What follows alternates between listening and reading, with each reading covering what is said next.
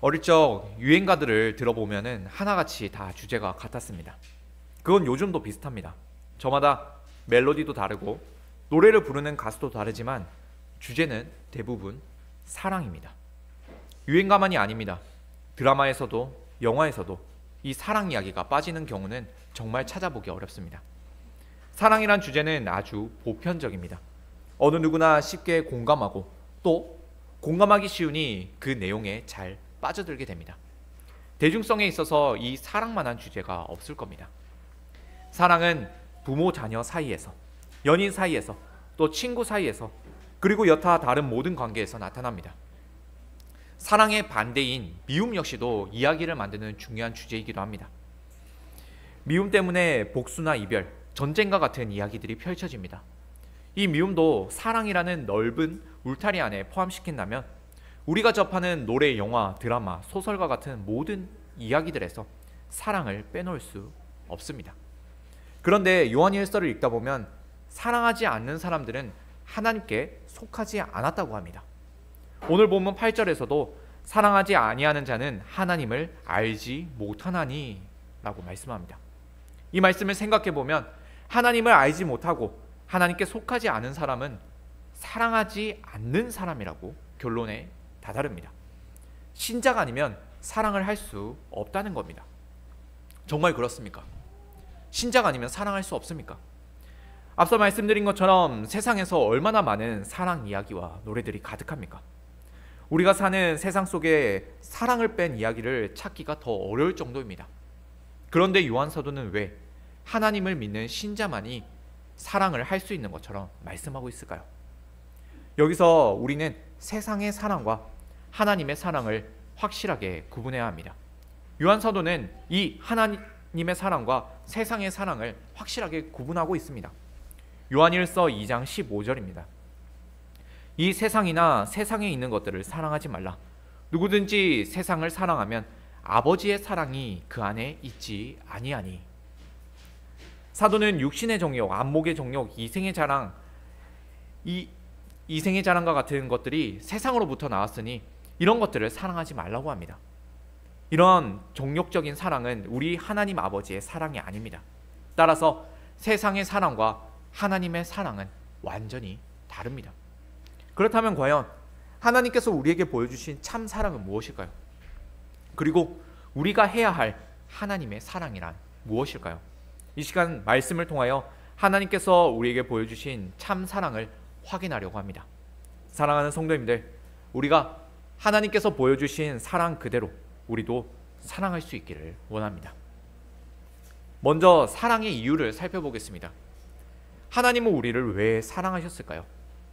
요한 사도는 이렇게 정의합니다. 하나님은 사랑이시다. 그리고 이렇게도 표현합니다. 사랑은 하나님께 속했다. 사랑은 오직 하나님께만 속했습니다.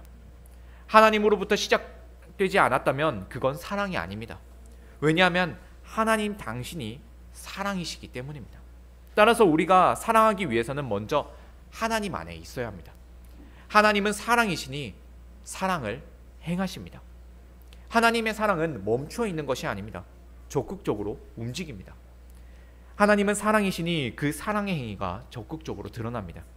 그래서 하나님은 우리를 먼저 사랑하셨습니다. 오직 사랑의 하나님만이 우리를 먼저 사랑할 수 있으십니다. 우리 편에서 먼저 하나님을 사랑하는 경우는 없습니다. 우리 안에는 사랑이 없기 때문입니다. 하나님 안에만 사랑이 있는데 하나님 밖에 있었던 우리가 어찌 사랑을 가질 수 있겠습니까? 하나님 밖에 있었을 때에 우리가 가질 수 있었던 사랑은 세상이 주는 정욕적인 사랑밖에 없었습니다. 하나님은 먼저 우리를 사랑해 주셨습니다. 우리를 볼 때에 사랑받을 만한 조건이나 자격이 전혀 없는데도 말입니다. 죄인이었던 우리에게는 사랑스러울 만한 어떠한 모습도 갖추지 않았습니다. 하지만 우리가 하나님을 알기 전부터 하나님은 우리를 먼저 사랑해 주셨습니다. 이건 사랑이신 하나님만이 하실 수 있는 일입니다. 창조주께서 먼저 사랑하지 않으셨다면 어찌 피조물이 만들어질 수 있겠습니까? 구원주께서 먼저 사랑하지 않으셨다면 어찌 우리가 구원을 받을 수 있겠습니까? 사랑은 오직 하나님으로부터 흘러나옵니다. 역으로 거슬러 올라가는 경우는 없습니다. 우리 편에서 먼저 하나님을 알고 사랑해서 하나님께서 받아주시는 경우는 결단코 없습니다. 하지만 타락한 죄인들은 착각을 합니다. 우리 편에서 사랑받을 만한 일을 해야만 하나님께서 사랑해 주신다고요. 그래서 하나님께 사랑받을 만한 일을 하기 위해서 애를 씁니다. 하나님께 사랑받기 위한 조건으로서 계명도 지키고 형제도 사랑합니다. 그래야만 하나님께서 보상으로서 사랑해 주실 줄로 여깁니다. 이런 건 다 외식입니다. 진정한 사랑이 아닙니다. 하나님께서 우리를 사랑하시는 이유를 우리 안에서는 절대 찾을 수 없습니다. 하나님께서 우리를 사랑하시는 이유는 하나님 당신이 사랑이시기 때문입니다. 우리를 사랑하시는 하나님의 사랑은 오직 하나님께만 그 근원과 출처를 둡니다. 사랑을 가장 잘 보여주는 십계명에서도 그렇습니다. 하나님은 언약 백성들에게 하나님을 사랑하고 이웃을 사랑하라는 계명을 주셨습니다. 이 계명을 주시기 전에 먼저 하나님은 당신을 소개하셨습니다. 바로 십계명 서원입니다. 나는 너를 애굽 땅 종되었던 집에서 인도하여 낸 내 하나님 여호와니라. 하나님은 당신을 이렇게 소개하십니다. 하나님은 당신의 백성을 먼저 사랑하시고 구원해 주신 분이십니다. 우리가 해야 할 하나님 사랑과 이웃 사랑의 출발이 바로 하나님께 있습니다. 따라서 하나님께 사랑을 받고 구원을 받은 자만이 하나님을 사랑할 수 있고 이웃을 사랑할 수 있습니다. 이처럼 성경은 우리에게 언제나 하나님으로부터 시작된 사랑을 말씀합니다. 하나님께서 우리를 먼저 사랑해 주셨으니 우리도 마땅히 하나님을 사랑해야 합니다. 그리고 우리도 서로 사랑해야 합니다. 하나님을 사랑하고 내 이웃을 사랑해야 합니다. 이는 우리 주님께서 원하시는 바입니다. 우리 예수님께서 기도하시는 내용을 보면 잘 알 수 있습니다. 요한복음 17장 21절입니다.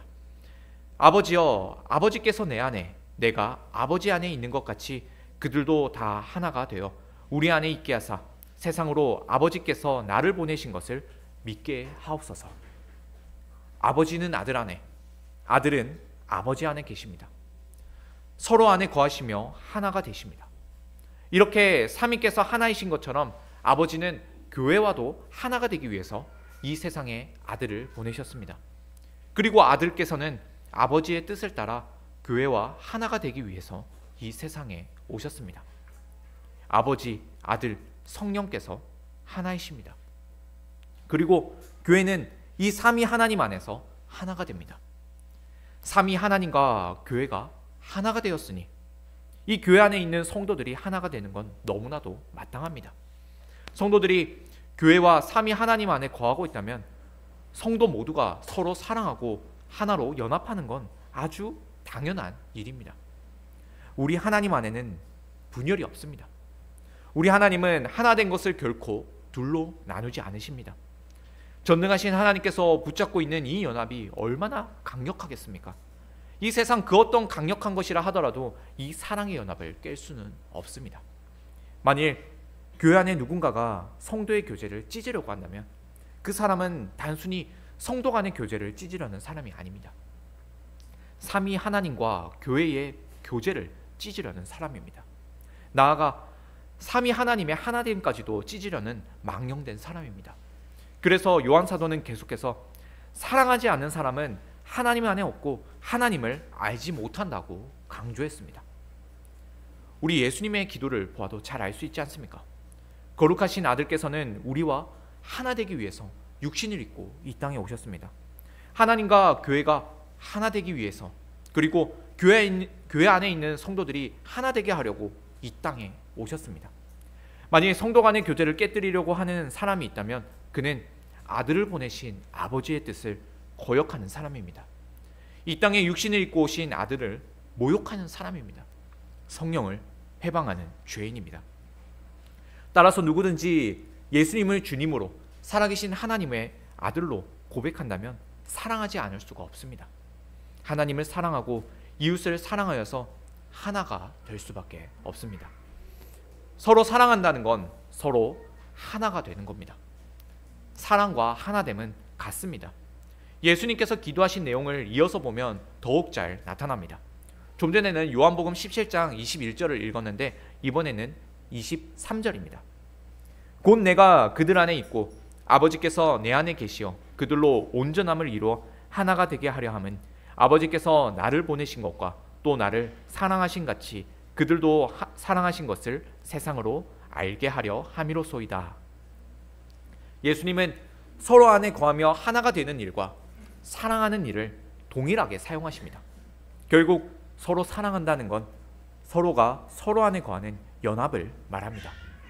이 교훈은 교회 안에 파당이나 분쟁, 차별이나 미움이 있어서는 안 된다는 걸 가르쳐 줍니다. 하지만 요한 사도의 편지를 받았던 이 교회에는 이와 같은 일들이 있었습니다. 파당이나 분쟁, 차별과 미움이 교회 안에 있었습니다. 하지만 요한 사도는 이러한 일들을 벌이는 자들은 사랑하지 않는 자들이라고 못 박습니다. 사랑하지 않는 그들은 하나님을 모릅니다. 아들을 보내신 아버지의 뜻도 모르고 이 땅에 육신을 입고 오신 아들도 모릅니다. 성령님이 그들 안에 거하지도 않습니다. 자신들은 믿음이 있다고 말할지 모르지만 실제 그들에게는 삼위 하나님을 믿는 고백이 없습니다. 고백은 말과 혀로 하는 게 아닙니다. 사랑으로 나타나야 합니다. 하나님은 사랑이시니 우리를 사랑하셨습니다. 우리도 그 사랑의 하나님 안에 거하고 있다면 그 사랑을 받아서 서로 사랑해야 합니다. 우리가 하나님의 사랑 안에 거하고 있다는 증거가 나타나야 합니다. 그렇다면 하나님께서 우리에게 보여주신 이 사랑의 정체는 무엇일까요? 하나님의 사랑이 세상의 사랑과 다른 결정적인 차이가 있습니다. 우리는 이를 분별할 수 있어야 합니다. 하지만 세상에 속한 미혹의 영들은 자신들도 사랑을 할 수 있다고 우리에게 혼란을 줍니다. 사도는 앞서 이러한 영들을 분별하라고 주의를 주었습니다. 물론 세상에서도 사랑을 합니다. 세상에 속한 사랑은 정욕적인 사랑이라고는 하지만 그 사랑도 꽤나 고귀하고 숭고합니다. 다른 종교에서나 세상 사람들이 보여주는 사랑 이야기를 들여다보면 타인을 위하는 숭고한 희생이 나타납니다. 희생적인 사랑을 합니다. 세상에 속한 사랑이라고 해서 다 정욕과 쾌락을 쫓는 사랑이라고 폄하하기는 어렵습니다. 앞서 하나님은 사랑이시며 사랑은 오직 하나님으로부터 온다는 진리를 말씀드렸습니다. 이를 생각할 때에 세상에서의 숭고한 사랑은 창조주 하나님의 사랑이 모든 피조된 만물에게 여전히 남아있는 결과로 볼 수 있습니다. 비록 타락해서 온전한 사랑의 모습은 상실했지만 하나님의 사랑과 비슷한 모양이 여전히 남아있는 겁니다. 부모가 자녀를 사랑하는 사랑이 그렇고 사랑하는 연인을 위해 대신 죽어줄 수 있는 사랑이 그렇습니다. 형제나 전우애 등 타인을 위해 희생할 수 있는 사랑의 모습들이 다양하게 있습니다. 하지만 이러한 사랑의 모양들도 그 원천은 오직 하나님으로부터 출발했습니다. 하지만 이러한 희생적인 세상의 사랑이 아무리 숭고해 보여도 하나님께 속한 본래의 사랑과는 비교할 수 없습니다. 우리는 하나님께서 보여주신 그 참사랑을 깨달아야 합니다. 요한 사도는 본문 9절에서 이렇게 설명합니다. 하나님의 사랑이 우리에게 이렇게 나타난 바 되었으니 하나님이 자기의 독생자를 세상에 보내심은 그로 말미암아 우리를 살리려 하심이라. 하나님은 독생자를 세상에 보내셨습니다. 하나님 아버지께서는 독생하신 아들을 이 땅에 보내셨습니다. 이 일이야말로 하나님의 사랑을 보여주는 가장 결정적인 사건입니다. 하나님은 도대체 왜 하나뿐인 아들을 이 세상에 보내셨을까요? 그건 우리를 살리기 위해서입니다. 이와 같은 내용은 우리가 잘 알고 있는 말씀 구절에서도 찾을 수 있습니다. 요한복음 3장 16절입니다. 하나님이 세상을 이처럼 사랑하사 독생자를 주셨으니 이는 그를 믿는 자마다 멸망하지 않고 영생을 얻게 하려 하심이라.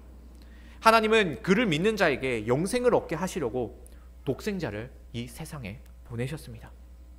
하나님의 사랑을 세상의 사랑과 구별짓는 가장 결정적인 차이가 여기에 있습니다.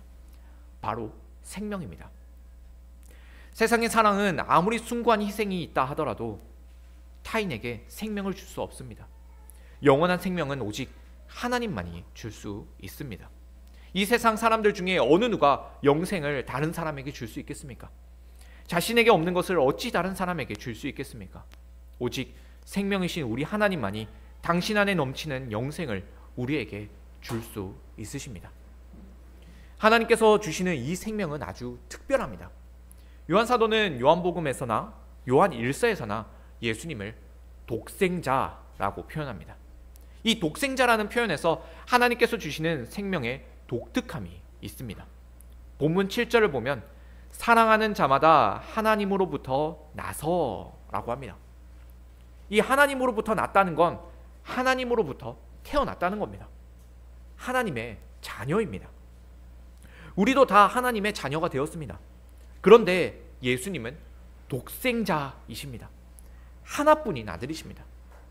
우리도 다 하나님의 딸들과 아들들이 되었다면 더 이상 예수님만을 하나뿐인 아들이라고 부를 수 없는 거 아닙니까?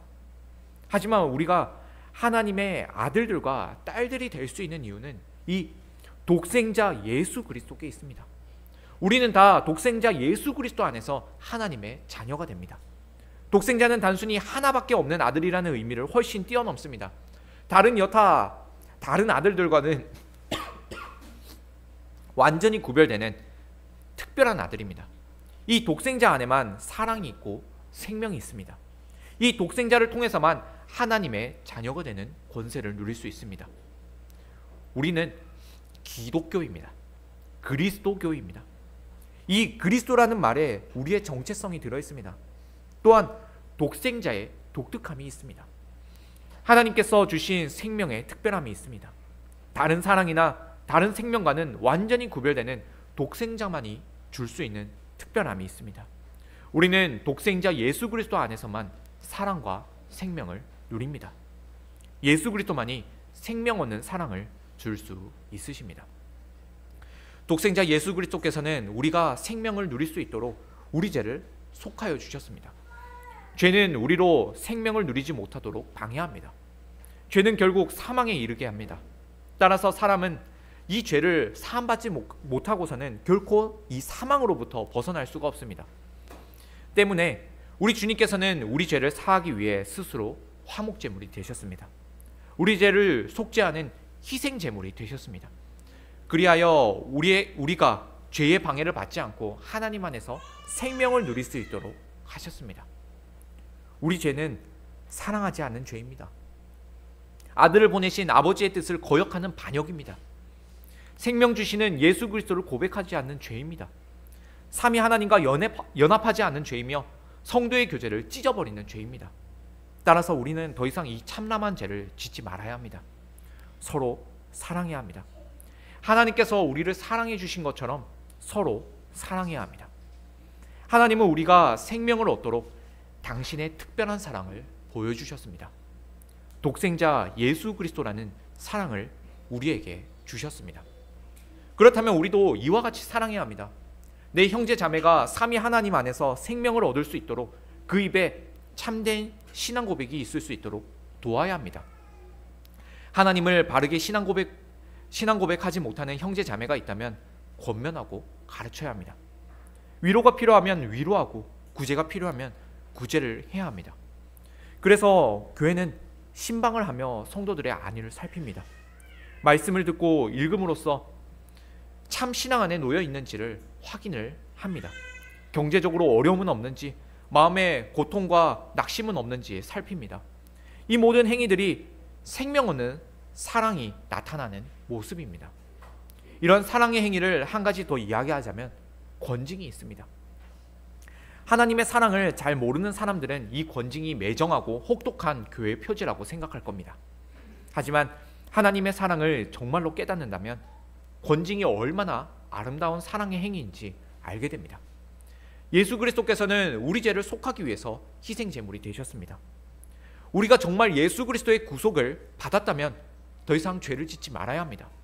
그런데 여전히 죄 가운데 살아가고 있는 사람들이 있다면 그는 예수 그리스도의 구속을 만홀히 여기고 있는 겁니다. 예수 그리스도만이 주시는 참 생명과 사랑을 누리지 못하고 있는 겁니다. 이런 형제나 자매를 본다면 어찌해야겠습니까? 못 본 척 내버려 두어야 합니까? 그가 계속 죄 안에서 살도록 방치해야 합니까? 어찌 이런 게 사랑입니까? 죽어가는 사람을 내버려 두는 게 어찌 사랑입니까? 우리는 그래서 권면하고 권징을 해야 합니다. 그런데 오늘날 교회들을 보십시오. 죄를 지어도 권징하지 않습니다. 그 죄로 인해 신자가 하나님과의 교제가 단절되고 있는데도 그저 방치합니다. 그 입술에 참된 신앙 고백이 없는데도 가만히 둡니다. 생명이 끊어지고 있는 자를 그대로 내버려 둡니다. 혹여나 죄를 질책하면 마음의 상처를 받아서 교회를 떠날까 싶어서겠죠. 하지만 진짜 교회를 떠나는 일은 이런 게 아닙니다. 삼위 하나님과 교회의 진정한 교제 안에 들어오지 못하면 그는 교회를 다닌다 하더라도 이 생명의 교제에서는 쫓김을 당합니다. 이렇게 죄로 인해 죽어가는 사람을 어찌 가만히 내버려 둘 수 있겠습니까? 방관은 사랑이 아닙니다. 심지어 WCC와 같은 교회연합단체들은 사랑으로 다 품어주어야 한다고 외칩니다. 사랑으로 이해하고 품어주어야 한다고 합니다. 이렇게 참된 신앙 고백도 없이 삼위 하나님이 누구신지도 모른 채 모든 죄를 허용하면서 단순히 교회라는 이름으로 하나로 모입니다. 이건 역시 하나님의 사랑이 아닙니다. 하나님 아버지께서 독생자를 보내신 사랑이 아닙니다. 우리 하나님께서 보여주신 참 사랑을 제대로 고백하지 못하고 죄를 여전히 짓고 있으면서 어찌 사랑을 말할 수 있단 말입니까? 이 시간 성령 하나님은 요한 사도의 편지를 통해서 우리에게 말씀하고 계십니다. 하나님께서 우리에게 나타내신 참 사랑이 무엇인지 말씀하십니다. 하나님 아버지께서 독생자를 보내신 사랑이야말로 진정한 사랑입니다. 그를 믿는 자만이 이 사랑을 누릴 수 있습니다. 이 사랑 안에만 영원한 생명이 있습니다. 이 사랑만이 하나님으로부터 온 참 사랑입니다. 세상에도 수많은 사랑이 있다지만 그 사랑에는 예수 그리스도도 없고 영원한 생명도 없습니다. 사랑하는 성도님들, 하나님께서 저와 여러분을 사랑하셨으니 우리 역시 하나님을 사랑할 수밖에 없습니다. 또한 우리가 서로 사랑할 수밖에 없습니다. 참 사랑이신 하나님이 우리 가운데 계시니 이곳에 사랑이 넘칠 수밖에 없습니다. 이 사랑을 세상에서는 볼 수 없습니다. 하나님의 사랑은 영원한 생명을 누리는 사랑입니다. 죄를 사하는 사랑입니다. 우리 주 예수 그리스도, 하나님의 독생자가 바로 그 사랑입니다. 이 사랑으로 서로 사랑합시다. 예수 그리스도를 전함으로 서로 사랑합시다. 우리에게 사랑을 주신 삼위 하나님을 더 많이 알고 믿을 때에 이 사랑이 우리 가운데 더욱 충만할 것입니다. 이렇게 예수 그리스도의 진짜 사랑을 하는 교회가 되길 원합니다. 아멘.